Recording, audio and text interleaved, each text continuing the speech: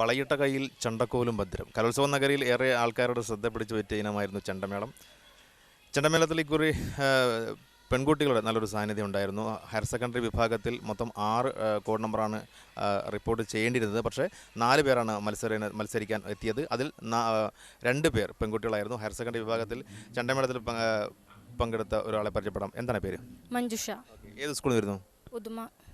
സാധാരണ രീതിയിൽ ആൺകുട്ടികളാണ് കൂടുതലും ഈ ചെണ്ടമേളത്തിൽ ഒന്ന് കൈവെക്കുന്നത്.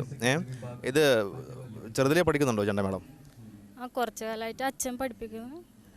അച്ഛൻ്റെ പേരെങ്ങനെ? മോഹനമാരാർ. ഈ ചെണ്ടമേളത്തിലേക്ക് ഇങ്ങനെ വരാൻ ഒരു താല്പര്യം തോന്നാൻ എന്താ കാര്യം? അച്ഛൻ പാരമ്പര്യമായിട്ട് ചെണ്ട കലാകാരനാണ്. അച്ഛൻ പഠിപ്പിച്ചു.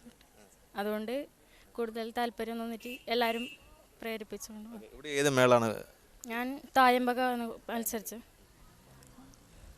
തായമ്പക. എത്രാമത്തെ വയസ്സ് തൊട്ടാണ് ഇതിലൊരു പ്രാക്ടീസ് തുടങ്ങിയത്?